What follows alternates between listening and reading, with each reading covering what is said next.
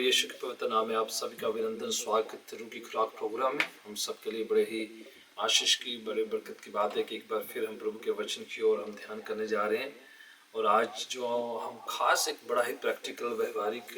Topic का हम अध्ययन कर रहे हैं, जो एवरीडे हमारी ज़िंदगी के साथ डायरेक्ट इनडायरेक्ट जो है उसका संबंध बनता है। और मैं चाहूँगा कि बड़े ध्यान के साथ इसकी तरफ थोड़ा तवज्जो दीजिए, लर्न कीजिए, और जहाँ कहीं आपको लगता है कि इसको अप्लाई किया जा सकता है, इसको प्रैक्टिकली तौर पर अपनी ज़िंदगी में उतारा जा सकता है, आपने और मैंने जो है पूरी कोशिश करके पवित्र आत्मा की प्रेरणा के द्वारा से, प्रभु के वचन के आधार पर, प्रभु यीशु की सामर्थ शक्ति के कुव्वत के द्वारा से उसे अप्लाई करना है, ताकि आप सफल, संपन्न और एक सक्सेसफुल ज़िंदगी जी सके, जिसके लिए परमेश्वर ने आपको इस दुनिया में लाया है। परमेश्वर ने एक प्लान, एक योजना के साथ आपको इस दुनिया में भेजा है, और वो योजना, प्लान सिर्फ परमेश्वर ही आप तक जाहिर प्रकट कर सकते हैं, और किसी और के पास वो योजना है ही नहीं है। तो मैं चाहूँगा कि आज कुछ ऐसे बातों को डिटेक्ट किया जाए और देखा जाए कि किन ऐसे वो कौन कौन से ऐसे रास्ते हैं, कौन कौन के ऐसी चीज़ें हैं, जो बातें हैं जहाँ से शैतान या नेगेटिव ताकतें हमारी ज़िंदगी में अटैक करती हैं, और कभी कभार हमें उसे स्वाभाविक सा समझकर सेटल सा हो जाते हैं, उसे अपनी ज़िंदगी का हिस्सा समझ लेते हैं, या फिर उसका विरोध या डिनाउंस नहीं उसे करते, रिनाउंस नहीं करते, उसका सामना नहीं करते, ये सोचते हुए कि ये आपकी ज़िंदगी का हिस्सा है, या आपकी किस्मत है, या फिर ऐसा ही आपके खिलाफ लिखा हुआ था, या फिर ये इसको कौन टाल सकता है। इस तरह से बातों को अस्यूम करके, ऐसा अंदाज़ा लगा के इसका विरोध नहीं करते, इसके से दूर हटने का, किनारा करने का कोई उपचार भी नहीं करते, या फिर कुछ प्रयत्न, इनिशिएटिव भी नहीं लिया जाता। तो अगर हम इनको सीखेंगे, लर्न करेंगे, तो फिर डिटेक्ट करने के बाद उससे जो है लड़ने की क्षमता पाएंगे, और उस पर जो है फतह पाने की कोशिश भी कर सकेंगे। तो मैं चंद बातों को आपके साथ शेयर करूंगा, कहाँ पर शैतान हमारे खिलाफ काम करता है, और कैसे हमारी ज़िंदगी के खिलाफ वो जो है पूरा जोर लगा के जो है हमारे विरोध में काम करता है, और कौन कौन से ऐसे एरिया हैं। ये सारा कुछ नहीं है, पर ये चुनिंदा कुछ ऐसे एरिया हैं जिसको बड़ी आसानी से डिटेक्ट किया जा सकता है, देखा जा सकता है, और बड़ी आसानी से इसको जो हम देख सकते हैं कि ऐसा वो हमारे खिलाफ करता है। नंबर 1, जहाँ पर वो अटैक करता है, या हम पर हमला करता है, या हम पर हावी होता है, वो है हमारा ईमान, हमारी निष्ठा, हमारे फेथ पर। डेविल, द शैतान, जो डिमोनिक पावर्स हैं, नेगेटिव जो ताकतें हैं, शैतान की जो ताकतें हैं, युक्तियां हैं, जो वो हमारे निष्ठा पर, हमारे फेथ पर, हमारे बिलीफ सिस्टम पर, हमारी जो परमेश्वर पर जो भरोसा है, या जो यकीन है, उसके खिलाफ या उस पर हमारे हमला करता है। शैतान जो हम जो विश्वास करते हैं, उस बात पर जो हमला करके डाउट लाता है, शक लाता है, परमेश्वर के वचन पर शक लाता है, सवाल उठाता है, या फिर हमारे मन में ऐसी शंकाएं, संदेह पैदा करेगा कि ये ठीक नहीं, ये वचन ऐसा नहीं हो सकता, ये प्रभु की वाणी ऐसा नहीं हो सकती। तो जाने जाने में हमें पता भी नहीं चलेगा, हम परमेश्वर के खिलाफ जो है सवाल उठाएंगे, या उसके वायदों पर, या उसके सुपरनैचुरल ताकत पर जो है सवाल उठाते उठाते शक भी करेंगे, या फिर हमें पता भी नहीं चलेगा क्यों हम उन बातों पर यकीन नहीं कर पा सकते जो सुपरनैचुरल है, डिवाइन है, या फिर मौजाती हैं, या फिर वो बहुत ही ताकतवर हैं, जो परमेश्वर करने की ताकत, कुदरत रखते हैं। तो वो जो है, हमें पता भी नहीं चल रहा है कि वो हमारे बिलीफ सिस्टम पर अटैक कर रहा है, हमला कर रहा है। उत्पत्ति की किताब 3 अध्याय उसकी पहली पंक्ति में लिखा है कि शैतान चतुर है, चालाक है, और वो जो है संदेह, शक पैदा करता है। इनफैक्ट जो आदम और हवा के पास भी जब वो आया, तो उसने परमेश्वर के वचन के खिलाफ जो है एक संदेह पैदा कर दिया कि तुम ये फल खा सकते हो, तुम ऐसा कर सकते हो, परमेश्वर जो है जो कह रहे हो वो सही नहीं है, आप मरेंगे नहीं, आपका कुछ भी ऐसा बिगड़ेगा नहीं, इनफैक्ट आप परमेश्वर जैसे हो जाएंगे। तो वो जो है उसकी बातों ने हवा के मन में, पहली औरत के मन में जो है संदेह, शक डाल दिया। तो उस वजह से उसने परमेश्वर के हुक्मों की जो है नाफरमानी करी, डिसोबीडियंस किया। तो ये जो है पता भी नहीं चला किस तरह से शैतान ने जो है वो नेगेटिव बीज बोया और उसके साथ जो है नाफरमानी हुई, डिसोबीडियंस हुई, परमेश्वर की आज्ञा का उल्लंघना हो गया। तो शैतान आज भी ऐसा करता है, हमारे फेथ पर अटैक करता है, शक लेके आता है, संदेह लेकर आता है, शंकाएं लेकर आता है, सवाल उठाता है और हमारे मन में ऐसा करता है कि हम वचन को ना पढ़े, अगर पढ़े तो उस पर यकीन ना करें। ये जब हम पढ़ते हैं या सुनते हैं तो वो सुस्ती लेकर आ जाता है, या फिर हमें सुनने नहीं देता, या वचन से परहेज करने के लिए, दूर रखने के लिए पूरा कोशिश करेगा कि हम बाकी सब कुछ करें और वचन की ओर ना जाए, वचन पढ़े ना, वचन सुने ना, वचन को अप्लाई ना करें, वचन पर भरोसा ना करें। तो ये एक बिलीफ सिस्टम के खिलाफ वो काम करता है, ध्यान दिया जाए। और अगर आप देखते हैं तो उसका जो है उसके खिलाफ जो है आपने जो है कुछ कार्य करने हैं ताकि वो आपके जो विश्वास को जो है ख़त्म ना कर दे, ठंडा ना कर दे, आपको जो है पीछे ना खींचे, जिस वजह से लोग बैकस्लाइड हो जाते हैं, पीछे हो जाते हैं, ठंडे पड़ जाते हैं, या विश्वास को गिव अप कर देते हैं, छोड़ देते हैं और ईमान को त्याग देते हैं। ये ध्यान रखा जाए। दूसरा एरिया है जिसमें शैतान अटैक करता है वो है हमारी हेल्थ, हमारे स्वास्थ्य को लेकर। जो है सारी बीमारी जो है शैतान की तरफ से नहीं है, ये बात आपको समझ आ जाना चाहिए। कुछ नेचुरली तौर पर हमारी गलतियों की वजह से हो सकती है, वेदर के कारण से हो सकती है, कुछ चीज़ों की कमी घटी के कारण हो सकती है, शारीरिक तौर पर कुछ चीज़ों की डेफिशिएंसी हो सकती है, या कुछ और वजहें कारण हो सकते हैं। उसकी वजह से इंसान जो है सिकनेस, डिसीज या इलनेस का सामना करता है। पर वजह कोई भी क्यों ना हो, वाणी कहती है कि प्रभु यीशु मसीह ने हमारे गमों और दुखों को उठा लिया है। और ये बात ध्यान रखा जाए कि शैतान हमारी कमी घटी कमजोरियों के बीच में उसका मौके का फायदा उठाकर हमारे खिलाफ काम करता है और कुछ ऐसी बीमारियां, सिकनेस, डिसीज को हमारे खिलाफ लेकर आता है। वाणी में कितनी जगह पर देखा है, अगर आप पढ़ें जॉन चैप्टर 10 वर्स 10 हम पढ़ते हैं कि शैतान आता है चोरी करने के लिए, नाश करने के लिए और हलाक करने के लिए या ख़त्म करने के लिए। प्रभु यीशु मसीह इसलिए आए ताकि हमें ज़िंदगी मिले और भरपूर कसरत की ज़िंदगी मिले, अबंडेंट लाइफ मिले। ये परमेश्वर ने हमारे लिए किया है। पर शैतान जो है चुराने के लिए आता है, हमारी हेल्थ को चुराने, शांति को चुराने, हमारे अच्छे स्वास्थ्य को खराब करने के लिए। लूका की इंजील 7वां अध्याय 21 में पढ़ते, बहुत सारे लोग अपने बीमारों को, अपने पीड़ित रोगियों को प्रभु यीशु के पास लेकर आए और उन्होंने उन सबको चंगा किया, और जो दुष्ट आत्मा से ग्रस्त लोग थे उनको स्वतंत्र किया, आज़ाद किया। विच मीन्स है कि लोग जो बीमार हैं, जो दुष्ट आत्मा से ग्रस्त हैं, उन सबको प्रभु चंगा करना चाहते हैं, चाहे कोई सिकनेस की वजह से हो या फिर ऐसी भी सिकनेस हो सकती है जो शैतान की ओर से लाई गई है, या डायरेक्ट शैतान की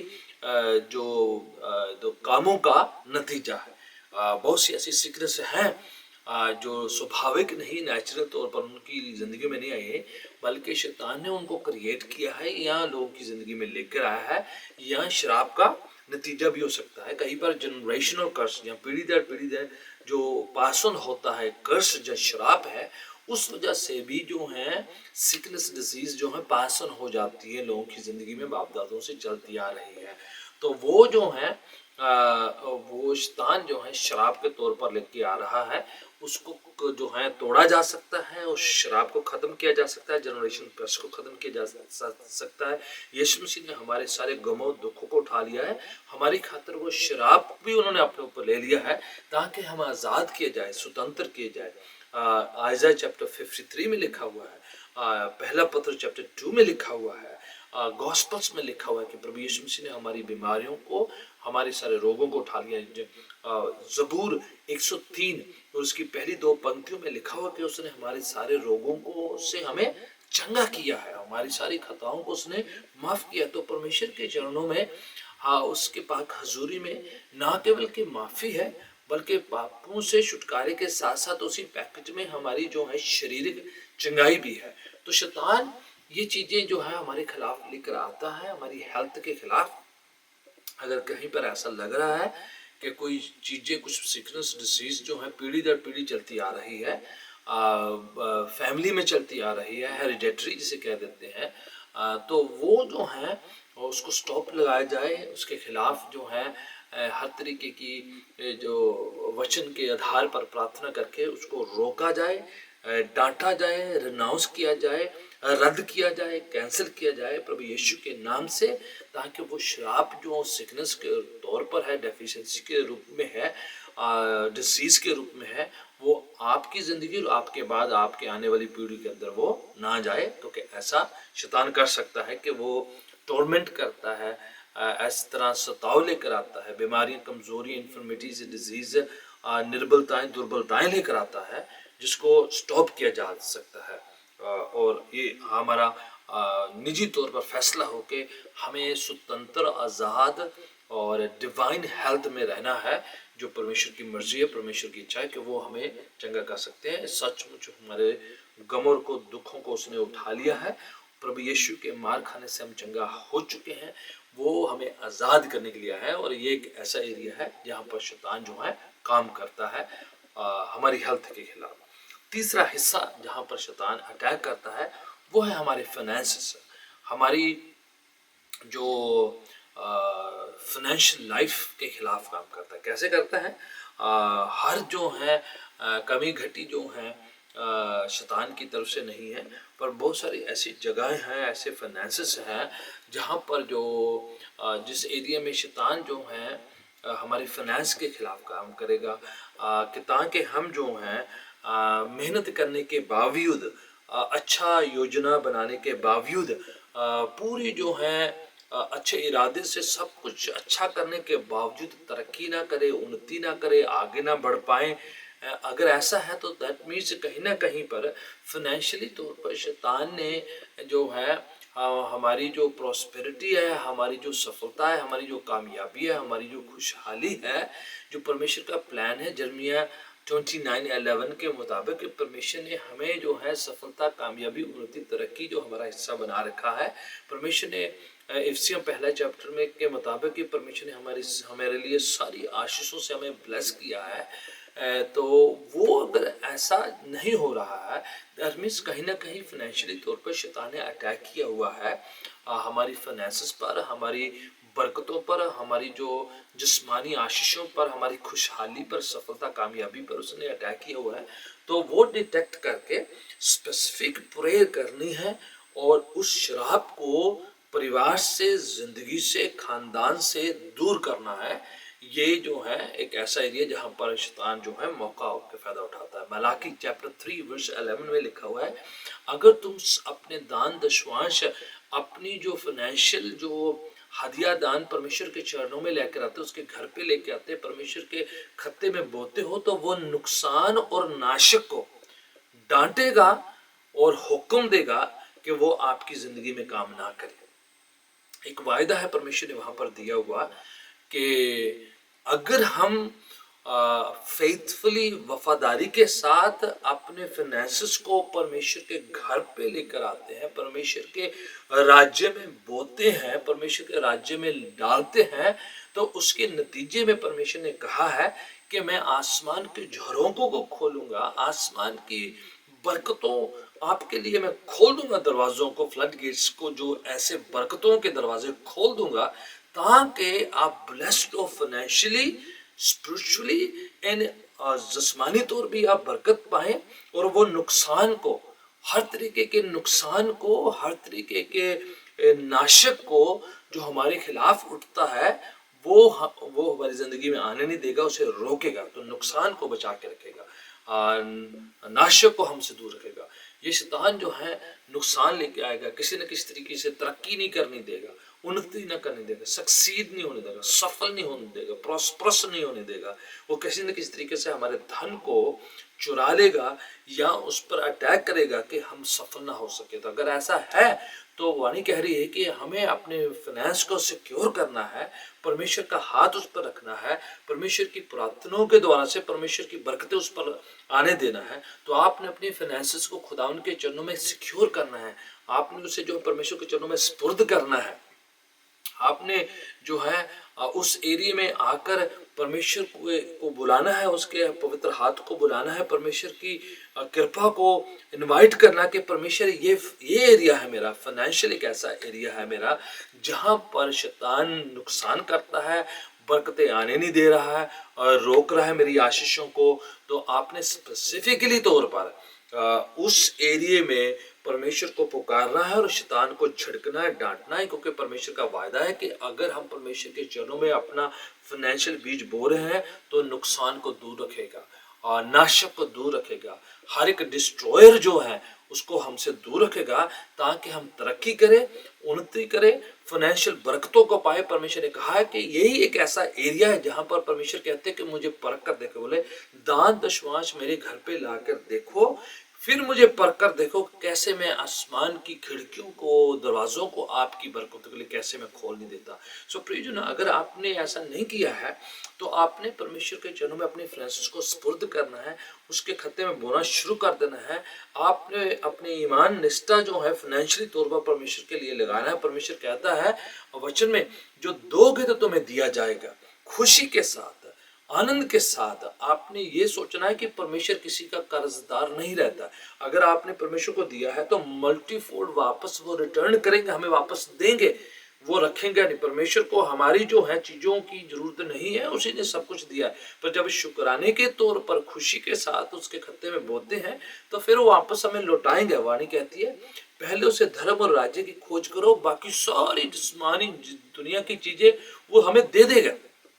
वायदा किया है उसने, हमसे प्रॉमिस किया है कि फाइनेंशियली, स्पिरिचुअली, इमोशनली वो हमें ब्लेस करेंगे। ये एक ऐसा एरिया है जहां पर शैतान अटैक करता है, खुशहाली, तरक्की, उन्नति में बाधाएं लेकर आता है, रुकावट लेकर आता है। अगर ऐसा नहीं हो रहा है, आप तरक्की उन्नति नहीं कर पा रहे हैं, आपकी फाइनेंसेस के खिलाफ काम हो रहा है, एंड देन फिर आपने जो है परमेश्वर को परखना शुरू कर दिया है। परमेश्वर के चरणों में लेकर आना है, अपने दान दशवान उसके चरणों में स्पुर्द करने हैं, सौंपने हैं। परमेश्वर ने आपको ब्लेस करना है फाइनेंशियली तौर पर, आपके पैसे को, आपकी टैलेंट्स, गिफ्टिंग को परमेश्वर ने ब्लेस करना है। आपके इनकम पर, हाथों की कमाई पर उसने बरकत देनी है। परमेश्वर कह रहा है, आपने व्यवस्था विवरण उसका 28 चैप्टर को घर जाके जब भी आपको वक्त मिलता है, आपने अकेले तन्हा में आपने पढ़ना है, जिसमें खास तौर पर परमेश्वर ने बताया है, वायदे कर कर कॉवेनेंट का हिस्सा है, वाचा का हिस्सा है कि मैं तुम्हें ब्लेस करूंगा, आशीष दूंगा, तेरे इनकम में, तेरे घर घराने में, तेरे जलपान में, तेरे कमाई में और तेरे खत्ते में बरकतें होंगी, आशीषें होंगी। ये मत सोचिए कि सिर्फ परमेश्वर आपको स्पिरिचुअली ब्लेस करना चाहता है। नो, उसने वायदा किया है। deuteronomy चैप्टर 28 उसका पहला वर्ष से लेकर आप 11 वर्ष तक विवरण के साथ, खुलासा के साथ, बड़े ही नरेशन के साथ पढ़ें कि किस तरह से परमेश्वर कह रहा है कि आप मेरी आज्ञा हुक्मों को मानकर देखो, फिर मैं किस तरह से आपको जिस्मानी तौर पर और इस दुनिया की आशीषों के साथ कैसे मैं आपको ब्लेस करूंगा फाइनेंशियली तौर पर। परमेश्वर की ये इच्छा है, परमेश्वर का वायदा है कि वो हमारी जरूरतों को पूरा करेगा, फाइनेंशियली ब्लेस करेगा, हाथों की कमाई में बरकत होगी। ये नहीं कि वो आपकी हर ख्वाहिश को पूरा करेगा, ऐसा नहीं कि आप लैविशली उड़ाते रहें, धन दौलत पाने की इच्छा रखें और आप जो है दुनिया में रहीसी पाकर जो है ऐशो आराम की जिंदगी में पाने के लिए ख्वाहिशें सी रखें। ऐसा नहीं है। परमेश्वर हमारी सारी जरूरतों को पूरा करेगा, परमेश्वर हमें ब्लेस करेगा, परमेश्वर हमें जो है आशीषें देगा, ताकि उन आशीषों से आप परमेश्वर के नाम को जला दे सके, परमेश्वर का गुणगान कर सके और उसके राज्य की बढ़ोतरी कर पाए। परमेश्वर के वचन में सारे वायदे जो हैं आपके लिए लिखे हुए हैं, हम सबकी आशीषों के लिए लिखे हुए हैं। चौथा एरिया कहाँ पर शैतान अटैक करता है, वो है हमारे इमोशनल लाइफ पर, हमारी भावनात्मक लाइफ पर, हमारे जज्बातों के खिलाफ वो काम करता है। कैसे काम करता है कि वो जो है हमारी इमोशनल लाइफ के खिलाफ, जैसे आप अगर देखेंगे, अगर इफिसियों की पत्री 4 अध्याय उसकी 31 आयत पढ़ेंगे, इफिसियों की पत्री 4 अध्याय उसकी 31 आयत में लिखा हुआ है कि हर प्रकार की कुड़तन, बिटरनेस, नफरत और हर तरह की बुराई, हर तरह का रंजिश, हर तरह की गुस्सा, हर तरह का गिला, हर तरह की ऐसी बातें जो हैं अपने से दूर रखो, क्योंकि ये ऐसे एरिया हैं जहाँ पर डिमोनिक पावर्स जो हैं मौका देकर वो हाइड कर लेती हैं या अंदर आके बैठ जाती हैं जिंदगी में। बिटरनेस, नफरत, रंजिश, नामाफी जो है, जो डीप प्रकार की नफरत किसी के बारे में, किसी शख्स के बारे में, किसी जाति के बारे में, किसी खास व्यक्ति के बारे में या खास जाति के बारे में या किसी पर्सनालिटी के बारे में या घर के अजीज के खिलाफ, जो कुछ भी ऐसा हो सकता है। नफरत, एंगर, नेगेटिविटी, गिल्ट और या फिर इवन ऐसी भावनाएं कि रिजेक्शन सा भावना, रिजेक्शन के तिरस्कृत किया जाना, अपने आप को फील करना कि मुझे त्यागा गया है, मुझे छोड़ दिया गया है। इस तरह की भावनाएं जो हैं, रिजेक्शन फीलिंग जो है, या फिर हीन भावना, इंफेरियोरिटी कॉम्प्लेक्स जो होता है, हीन भावना, ऐसी ऐसी भावनाएं जब रखते हैं ज़्यादा देर तक, जो अपने आप को त्यागा सा, रिजेक्टेड सा, डाउन ट्रोडन सा, नकारा सा, अपने आप को कुछ भी ना समझना, अपने आप को बेकार सा समझना और उस वजह से दूसरों के साथ नफरत करना, घृण करना, बैर रखना और हर तरह की जो है लंबी तरीके की जो है रंजिश सी रख लेना, और उससे जो है अंदर अंदर जो है खिलाफ जो है भावनिक तौर पर जो है घाव से रखना और फेंसेस सी क्रिएट करके उसको अकोमोडेट से करते रहना। ऐसी जगहों में, ऐसे भावनिक एरिया में शैतान और डिमोनिक पावर्स आकर हाइड कर लेती हैं। वो गुस्से के आड़ में छुप जाती हैं, नफरत की आड़ में छुप जाती हैं, नामाफी की आड़ में छुप जाती हैं और इंफीरियरिटी कॉम्प्लेक्स, हीन भावना की आड़ में छुप जाती हैं और इंसान के अंदर जो है बसेरा करना शुरू कर देती हैं। पर अगर आप कन्फेस करेंगे, वाणी कह रही कि ऐसे डीमन जो ऐसे ऐसी फीलिंग्स के बिहाइंड जो है छुप जाते हैं, रिजाइड कर लेते हैं, अगर आप ऐसी चीज़ों को कन्फेस करेंगे कि मैं अपने अंदर से नफरत को, बैर को, रंजिश को, जो है नामाफी को, हीन भावना को मैं दूर करता हूँ, मैं अपना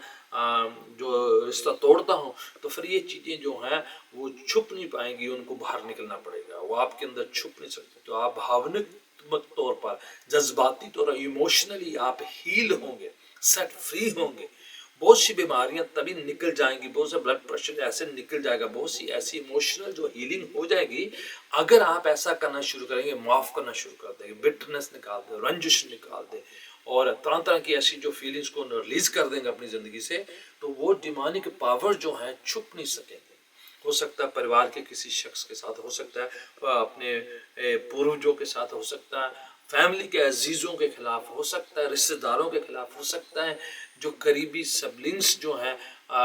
जो आपके रिश्तेदार हैं, अजीज़ हैं, परिवार के सदस्य हैं, पेरेंट्स हो सकते हैं, ग्रैंड पेरेंट्स हो सकते हैं, फैमिली के अजीज़ हो सकते हैं जिन्होंने आपके साथ कुछ खिलाफ किया हो या आपको मिसअंडरस्टैंड किया हो या आपको लगता है कि उन्होंने आपके खिलाफ कुछ ऐसा किया हो, तो मन में ऐसी चीज़ें जमा करके रखेंगे तो ऐसी जगहों पर शैतान जो है, डिमोनिक पावर जो है हाइड कर लेती हैं, तो उनको जो है रिलीज करना पड़ेगा। नहीं तो ऐसी ताकतें जो हैं वो छुप जाएंगी, हाइड करेंगी और आपको जो है झंझोड़ती रहेंगी, आपके खिलाफ काम करते रहेंगी। ऐसे दरवाजे खोलने हैं, रिलीज करना है ताकि कोई डीमन छुप ना सके, कोई बदरू छुप ना सके, कोई नेगेटिविटी छुप ना सके, नेगेटिव वाइब्स जिसे आप कह देते हैं वो ना छुप सके और ऐसी नकारात्मक बातें जो हैं किसी आड़ में जो है हाइड होकर आपके खिलाफ ना काम करते, क्योंकि शैतान ढूंढता रहता है कौन सी ऐसी जगह उसे मिले, कौन सी ऐसी जो है उसे छुपने की जगह मिले और उसकी आड़ में छुप कर रह ले और आपके खिलाफ, आपकी ज़िंदगी के खिलाफ जो है काम करता रहे। तो आपने डिटेक्ट करना है, उसको निकालना है, उसको रिब्यूक करना है, रिनाउंस करना है, उसका सामना करना है, अपनी ज़िंदगी से निकाल कर दूर करना है ताकि शैतान जो है काम ना कर सके आपके खिलाफ, आपकी हेल्थ के खिलाफ, आपके इमोशंस के खिलाफ, आपकी सोल के खिलाफ या आपके परिवार के साथ जो है। एक आखिरी हिस्सा जो मैं बता कर प्रार्थना में जाऊंगा हम, वो है शैतान जो काम करता है हमारी डेस्टिनी के खिलाफ, हमारी जो है कॉलिंग के खिलाफ, वो खिलाफ काम करता है हमारी बुलाहट के, जिस काम के लिए आप बुलाए गए हैं, जिस डेस्टिनी के लिए जो परमेश्वर ने आपको इस दुनिया में भेजा है, लाया है, उसके खिलाफ काम करता है। तो वो जो है आपको ऐसे फील होगा कि जैसे आप अपनी ज़िंदगी के मकसद पर शक करेंगे, अनफुलफिल्ड सा महसूस करेंगे, खालीपन, तन्हा सा, वीरानगी सी जो है। ऐसा लगता है कि ज़िंदगी में कोई फ़ायदा नहीं है, कुछ मकसद नहीं है, सब खोखला है, खाली है, सब व्यर्थ है, अनसेटिस्फाइड सा रहना हमेशा के लिए, और हमेशा से ऐसा फीलिंग सी रहना भी अनफुलफिल्ड सा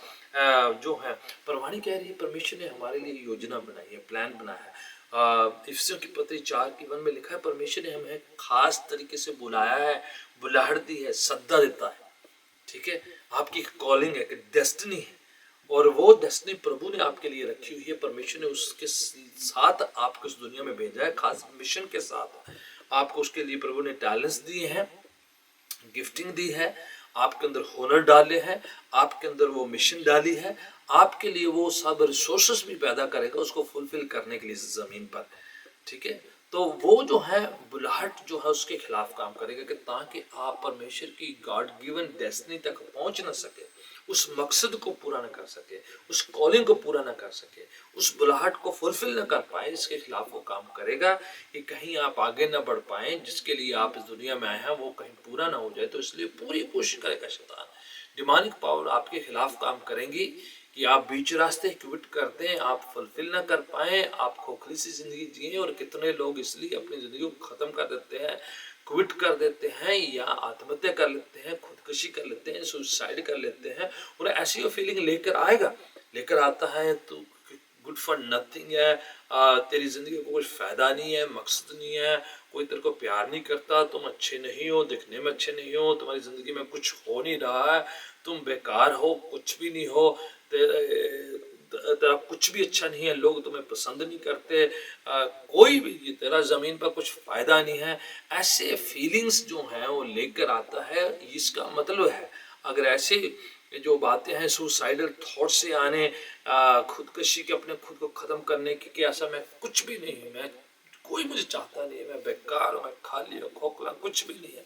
तो कुछ भी मेरे साथ ठीक नहीं हो रहा है, मैं जो मनहूस हूँ, फलाना ढमकाना, ऐसे जो है तुच्छ सी, बेकार सी, डिस्पाइस सी, रिजेक्टेड सी फीलिंग्स आती हैं। दैट मीन्स डिमोनिक पावर क्या कर रही हैं, उस व्यक्ति की डेस्टिनी के खिलाफ काम कर रही है। इसका मतलब है शैतानी ताकतें जो हैं उस व्यक्ति की बुलाहट के खिलाफ काम कर रही है। इसका मतलब है कि उस व्यक्ति की जिंदगी में बड़ी बुलाहट है,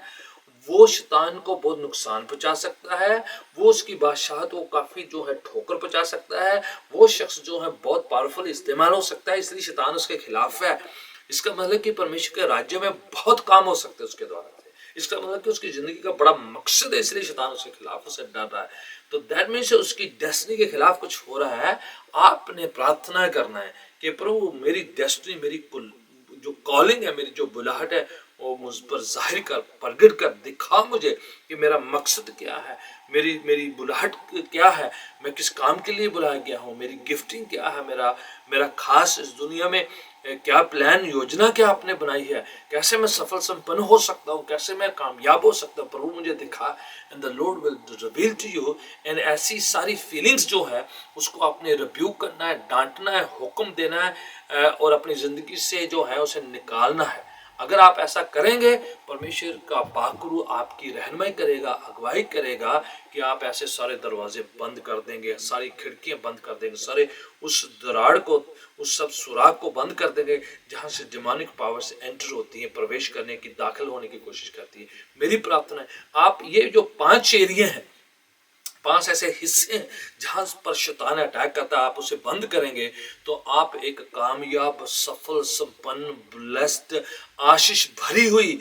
सुकूनियत भरी हुई, बरकतों से भरी हुई, कृपा, अनुग्रह, फजल से भरी हुई जिंदगी जिएंगे। आप अपने लिए, अपने खानदान के लिए, अपने मित्र दोस्तों के लिए, आस पड़ोस के लिए, बहुतों के लिए आशीष का कान बढ़ेंगे, और परमेश्वर की बादशाहत की, परमेश्वर के राज्य की बढ़ोतरी आपके द्वारा होगी। मेरी प्रार्थना है कि आप एक ब्लेस्ड लाइफ को जिए, आशीष की जिंदगी जिए। May the Lord bless you, use you for His glory's sake, and close every door from wherever the demonic powers enters. May the Lord give you victorious triumph life. God bless you, and I'll talk to you next time in the same program. God bless you all.